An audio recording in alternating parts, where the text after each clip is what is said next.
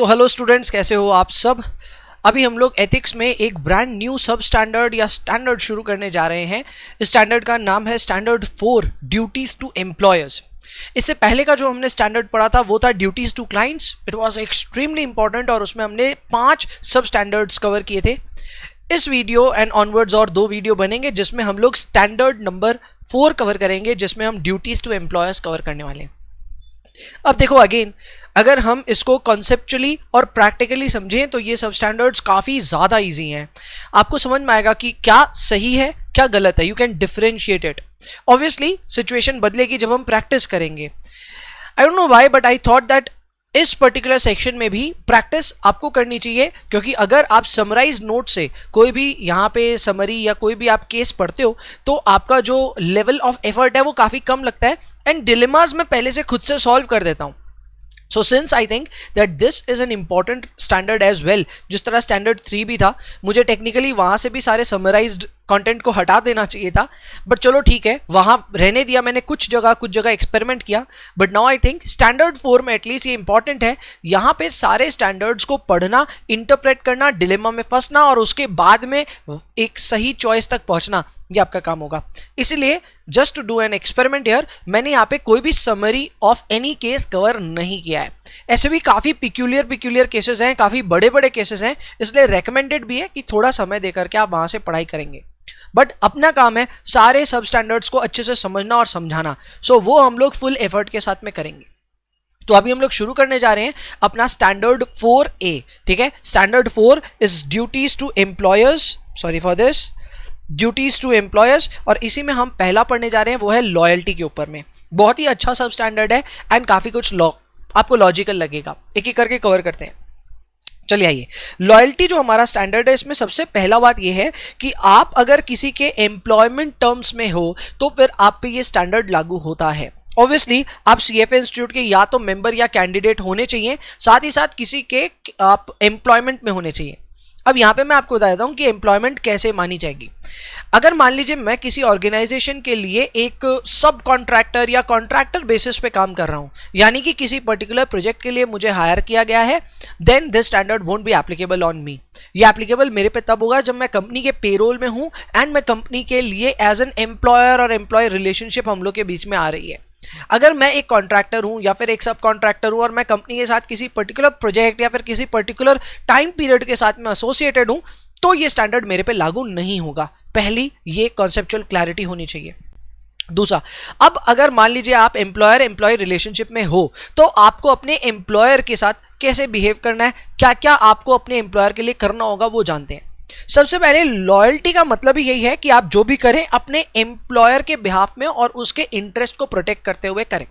इसका मतलब ये, आप कुछ भी ऐसा ना करें जिससे आप अपने एम्प्लॉयर को नुकसान करें। गोज विदाउट सेइंग कि एम्प्लॉयर का इंटरेस्ट जरूर इंपॉर्टेंट है, आपके इंटरेस्ट से ज्यादा इंपॉर्टेंट है, लेकिन क्लाइंट के इंटरेस्ट से ऊपर नहीं है। अगर अभी भी प्रायोरिटी स्केल के हिसाब से हम बात करें तो सबसे इंपॉर्टेंट है, सबसे ज्यादा ऊपर है आपके एम्प्लॉयर का इंटरेस्ट, फिर आता है आपके सबसे ऊपर है क्लाइंट का इंटरेस्ट, फिर आता है एम्प्लॉयर और फिर आता है आपका। ठीक है, सो ऐसे में अगर आप देखेंगे तो क्लाइंट सबसे ऊपर है, फिर एम्प्लॉयर है और फिर आप हो। ठीक है, काफी कुछ कभी जंबल हो जाता है, इधर उधर उछल जाते हैं। ठीक है, एंड इसीलिए कंफ्यूजन दूर कर रहा हूं मैं, किस तरह पढ़ना है। पहले क्लाइंट का इंटरेस्ट आएगा, फिर एम्प्लॉयर और फिर आपका। ठीक है, चलो नेक्स्ट, सेकेंड पॉइंट बड़ा इंटरेस्टिंग है। सेकेंड पॉइंट ये है that you should not deprive your employer to take advantage of your skills and abilities. इसका मतलब अगर हिंदी में मैं स्पष्ट समझाऊं तो इसका मतलब यह है कि अगर आपके पास किसी पर्टिकुलर एरिया की स्किल है, किसी पर्टिकुलर एरिया में आप स्किल्ड हो, एबिलिटी है आपके पास में, तो आपको अपने एम्प्लॉयर को बेसिकली यहाँ पे झूठ नहीं बोलना है कि आपको आता नहीं। एग्जाम्पल के तौर पे अगर आपको फाइनेंशियल मॉडलिंग आती है, your employer has trusted on you कि आप फाइनेंशियल मॉडलिंग कुछ करके दोगे, एंड आप वहाँ बोलते हो सर ये तो स्किल है नहीं, प्लीज एक बार ट्रेनिंग प्रोग्राम पहले कंडक्ट कराइए फिर ही होगा एंड सो ऑन। आप बेसिकली काम टाल रहे हो in spite of the fact that you know that you have that skills. तो ये गलत होगा। आपको अपनी स्किल्स और अपनी एबिलिटीज का बेस्ट यूज और एडवांटेज अपने एम्प्लॉयर को देना होगा। After all you are getting paid for that, इसीलिए आपको यहाँ पे नाटक वाटक नहीं मारना। Next, you should not diverge in confidential information, और actually should not diverge confidential information होना चाहिए। इसका मतलब यह है कि आप अपने एम्प्लॉयर से रिलेटेड कोई भी इंफॉर्मेशन बाहर लीक आउट नहीं करोगे। अब एम्प्लॉयर से रिलेटेड कई सारी इंफॉर्मेशन ऐसी है कि कौन क्लाइंट है, कितना बिजनेस है, क्या करते हो, वगैरह वगैरह। यूजुअली ये सारी स्टोरीज हम अपने दोस्तों के साथ शेयर करते ही रहते हैं कि किस प्रोजेक्ट पे काम कर रहे हैं, क्या कर रहे हैं। अगर आप ऐसा कर रहे हैं तो आप गलती कर रहे हैं। मेरे कई दोस्त हैं जो IB में हैं, M&A देखते हैं, कई बड़ी बड़ी डील्स को उन्हें अंदाजा रहता है पहले से। There are few friends of mine जो कि CA CFA सब किए हुए हैं, but they don't speak a word, कभी कुछ नहीं बोलते। कौन सा बड़ा से बड़ा प्रोजेक्ट हो जाए, दे डोंट टेल एनीथिंग। कई फ्रेंड्स ऐसे भी है जिन्होंने फ्लिपकार्ट जैसे की वैल्यूएशन की है, having cleared their CFA level 3, they were working for Grant Thornton, और उस समय उन्होंने फ्लिपकार्ट की वैल्यूएशंस तक की है, but they have not spoken a single word कि किसका क्या है। हम लोग ऑब्वियसली स्टॉक मार्केट वाले लोग ट्राई करते हैं थोड़ा बहुत कुछ आइडिया निकालने, but these people don't say, because they know कि उनकी एम्प्लॉयर के प्रति उनकी क्या यहाँ पे रेस्पॉन्सिबिलिटी है। सिंस हम किसी क्लाइंट से रिलेटेड इंफॉर्मेशन चाहते हैं, that they cannot do because of this standard, they cannot diverge any confidential information whatsoever. Finally, you should not cause any harm to your employer. Employer को पीटना भी नहीं है, ना ही उनको कोई भी मॉनेटरी या नॉन मॉनेटरी लॉस करना है। बेसिकली कोई भी तरह से नुकसान मत कराओ अपने एम्प्लॉयर का। This is what is required. देखा जाए तो यहाँ पे 4 पॉइंट्स कवर्ड हैं, बट मेरे हिसाब से चारों पॉइंट्स काफी लॉजिकली एक्सेप्टेबल हैं। ऑब्वियसली हम यही चाहेंगे कि हम अपने एम्प्लॉयर के बेनिफिट के लिए काम करें, हम ये चाहेंगे कि हमारी जो स्किल्स हैं उसका फायदा हमारा एम्प्लॉयर ले पाए।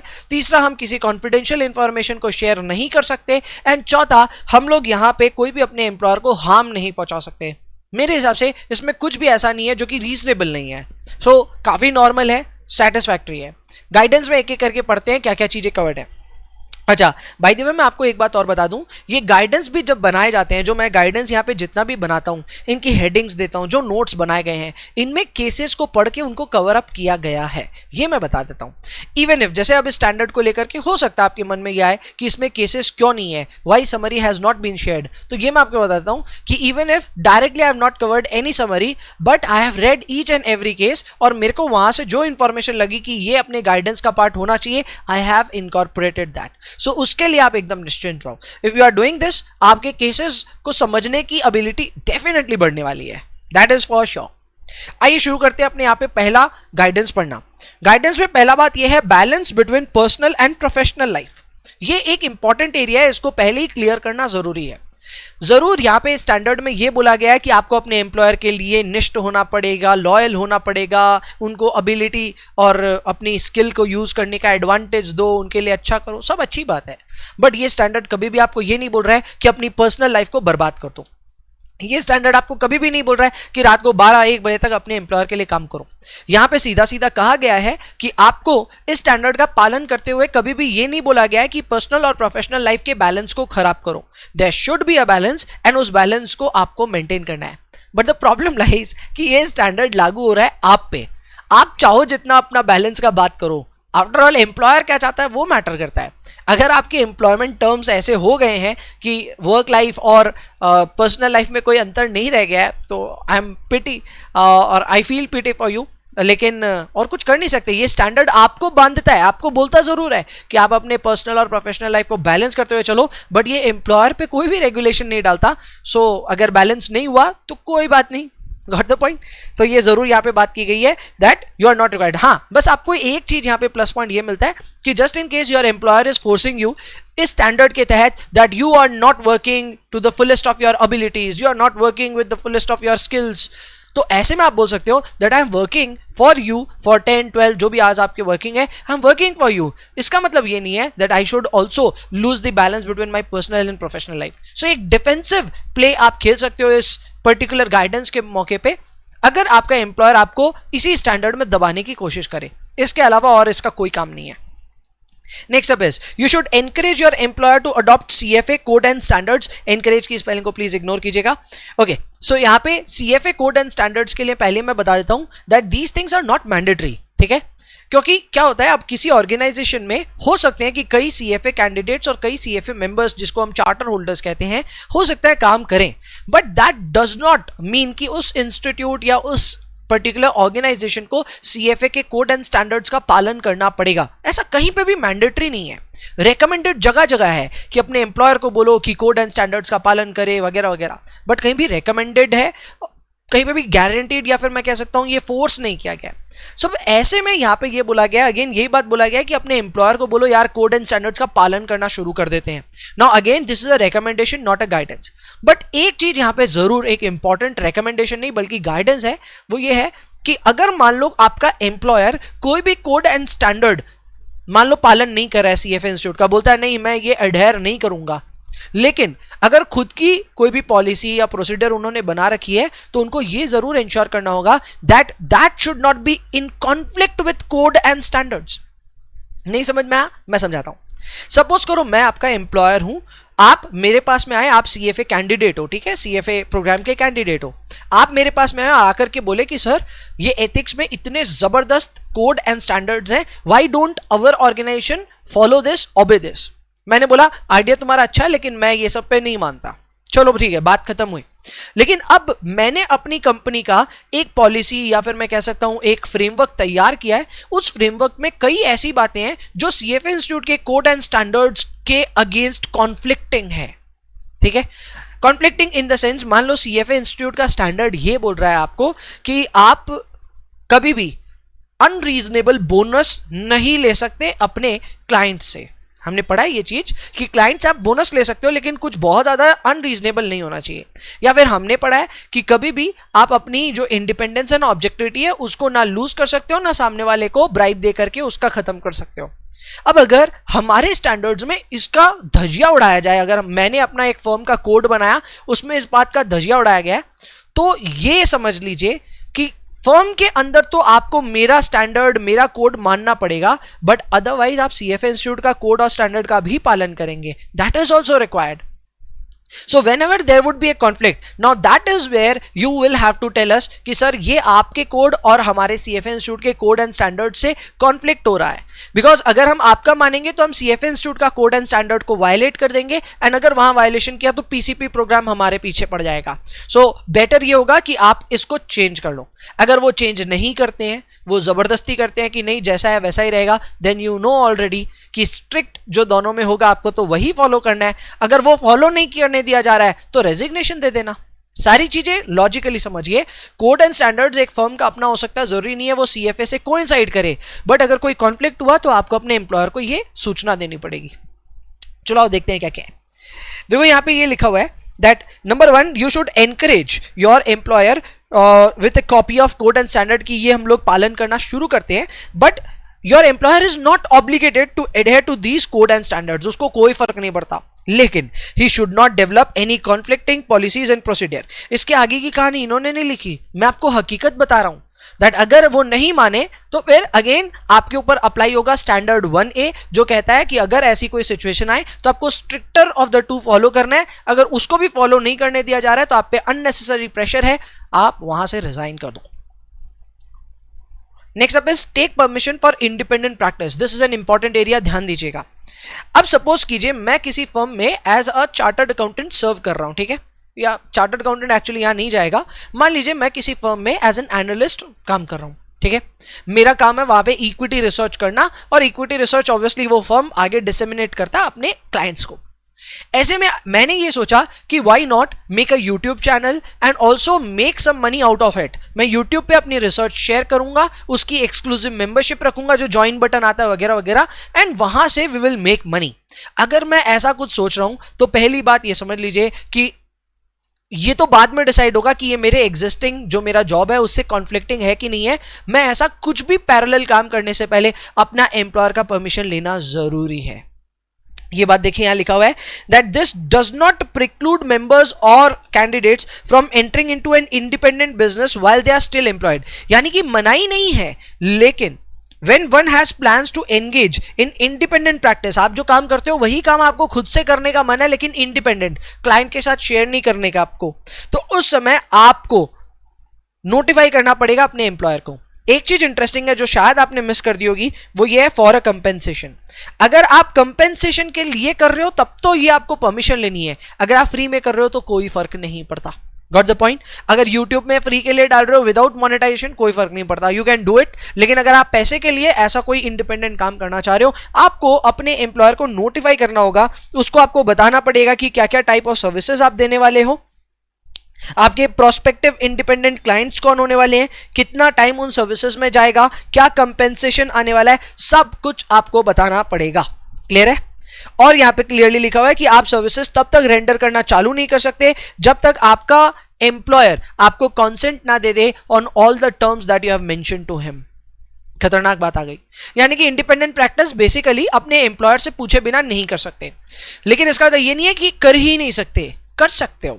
जो काम अपने एम्प्लॉयर के लिए करते हो वही काम इंडिपेंडेंटली भी कर सकते हो, लेकिन उसको करने से पहले सारी सूचना देनी पड़ेगी, यानी कि सारा इंफॉर्मेशन देना पड़ेगा अपने एम्प्लॉयर को, उससे लिखित में कॉन्सेंट लेना पड़ेगा, रिटन कॉन्सेंट लेना पड़ेगा। Once you have had that then you can start your independent practice. अब ऑब्वियसली अगर आपके एम्प्लॉयर को ऐसा लगेगा कि आप उसका बिजनेस खा जाओगे तो वो आपको कॉन्सेंट देगा ही नहीं, बात ही खत्म। Next up is leaving employer. ये भी बहुत इंपॉर्टेंट है। जब आप अपने एम्प्लॉयर को छोड़ते हो तब आप क्या क्या कर सकते हो? सबसे पहले whenever you are planning to leave, सबसे पहले एक बात ध्यान रखना that you must continue to act in the employer's best interest. Example के तौर पे आपने अपना पेपर डाल दिया है, रेजिग्नेशन लेटर डाल दिया है, and now you are serving for last 2 और 3 months मोर। ठीक है, अब ऐसे में 2-3 महीने में क्या आप अपने एम्प्लॉयर के हित में काम नहीं करोगे, उनके बेनिफिट्स के लिए काम नहीं करोगे? Obviously not.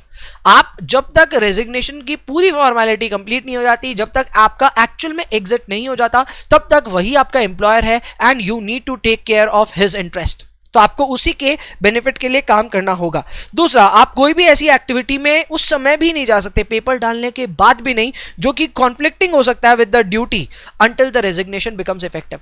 एग्जाम्पल के तौर पे अगर मान लो मैं रिसर्च कर रहा था, ठीक है, अपने क्लाइंट, अपने बॉस के लिए, एंड देन फिर मैं इंडिपेंडेंट काम करना चाह रहा था, मैं अपने बॉस के पास गया, उसको बोला कि मैं इंडिपेंडेंट करना चाहता हूं, उसने मुझे परमिशन नहीं दी। मैंने सोचा चलो यार पेपर ही डालते हैं, मैंने पेपर डाल दिया। पेपर डालने के इमीडिएटली बाद मैं अपने क्लाइंट्स वगैरह ढूंढने में लग गया, फेसबुक पे मार्केटिंग शुरू कर दी, सारा काम चालू कर दिया। क्या ये अलाउड है? नहीं अलाउड है। मैं फुल फ्लो में काम नहीं कर सकता। छोटी मोटी अरेंजमेंट करना अलाउड है, जैसे कि मेरे को विजिटिंग कार्ड छपवाने हैं, क्या ये काम कर सकते हैं? कर सकते हैं। मेरे को ऑफिस सेटअप करना है, क्या वो कर सकते हैं? कर सकते हैं। लेकिन क्लाइंट्स को सॉलिसिट करना, फेसबुक पे मार्केटिंग करना या फिर सोशल मीडिया पे मार्केटिंग करना वगैरह वगैरह, ट्विटर वगैरह, नहीं, कुछ भी नहीं कर सकते। ये समझिए, क्लाइंट को, आपके एम्प्लॉयर को सिर्फ पेपर डालना ही सब कुछ नहीं होता। जब तक आपका रेजिग्नेशन इफेक्टिव नहीं होता तब तक आप अपना काम शुरू नहीं कर सकते। दूसरा, ये चीज जरूर बोला, you are free to make arrangement आप कर सकते हो, ठीक है, even if that is a competitive business. ये बात ध्यान रखना। जैसे कि टर्मिनेशन हुआ नहीं है, आपने पेपर डाल के रखा है, तो ऐसे में अगर आप छोटी मोटी प्रिपरेशन करना चाहते हो कर सकते हो। विजिटिंग कार्ड छपाना, ऑफिस सेटअप करना अलाउड है वो सब। ओके, अब यहां पे लिखा है मेंबर और candidate who is contemplating seeking other employment must not contact existing clients और potential clients prior to leaving his employment for the purpose of soliciting their business to the new employer. ठीक है, and ना ही आप कोई records वगैरह ले जा सकते हो। ये बेसिकली देखो सेल्स वाले जो लोग होते हैं वो करते हैं। सेल्स वाले लोग क्या करते हैं, जब एक जगह से दूसरी जगह जाएंगे, एग्जाम्पल के तौर पे बैंक वालों के एकदम बेस्ट एग्जाम्पल बैठते हैं। बैंक में कई सारे जो आरएम्स होते हैं, वो लोग जब एक बैंक से दूसरे बैंक शिफ्ट करते हैं, they usually take a record of all their clients that they have built with the first employer. Example के तौर पे अगर देयर इज एन एम्प्लॉय जो कि आईडीएफसी फर्स्ट बैंक में था, ठीक है, and now he shifting to Kotak Mahindra bank, तो कई बार क्या करते हैं ये लोग के खुद के जो लीड्स से इन्होंने क्लाइंट्स लेकर के आए आईडीएफसी के लिए, they try to contact them, एंड फिर वो चाहते हैं कि वही क्लाइंट्स को वो कोटक के लिए भी कन्वर्ट करा लें। क्या ऐसा करना अलाउड है? ऑब्वियसली नॉट, गलत है एकदम। पहला, आप ये काम नहीं कर सकते। You can not contact your existing और potential clients prior to leaving your employer for the purpose of soliciting. क्या उसके बाद कर सकते हैं? हाँ, कर सकते हैं, और दुनिया करती भी है। लेकिन वो करने के लिए आप ये नहीं कर सकते कि अपने क्लाइंट्स का एक बढ़िया से शीट निकाल लिया, नंबर, एड्रेस, सब डिटेल एम्प्लॉयर के सिस्टम से निकाल लिया। That you can not do. Just having a knowledge of their names, कि हाँ ऐसे क्लाइंट्स एग्जिस्ट करते हैं, आपको बस नाम याद है कि हाँ एक सिंह जी हैं, एक वर्मा जी हैं, एक ये हैं, एक वो, आपको नाम याद है, चलता है। आप उसको फेसबुक से कांटेक्ट करके वहां से अगर सॉलिसिट कर पा रहे हो कर लो, कोई प्रॉब्लम नहीं है। लेकिन अगर आप सिस्टम के ही रिकॉर्ड्स, सिस्टम के ही डेटा को सोचते हो मैं लेकर के चला जाऊंगा और बाद में उसी के बेसिस पे सॉलिसिट भी कर लूंगा, नहीं कर सकते आप। और अगर करना ही है तो रिटर्न परमिशन लीजिए अपने प्रीवियस एम्प्लॉयर से। बेसिकली प्रीवियस एम्प्लॉयर के लिए कुछ भी काम किया हुआ है ये उसी का रिकॉर्ड है, उसी के लिए इंफॉर्मेशन है। You can not take it unless you have an explicit permission from your previous employer. बात समझ में आई? चलो next. Once notice is provided to the employer of the intention to the resignation, you must follow employer's policy and procedure relating to notify clients of his or her planned departure. अब देखो ऐसा है कि आपको अपने clients को ये सूचना तो देनी ही पड़ती है that you are planning to resign, but इसमें कैसे आप उनको बोलोगे, क्या इंफॉर्मेशन दोगे, ये चीज आपका एम्प्लॉयर ही आपको बेहतर बता सकता है।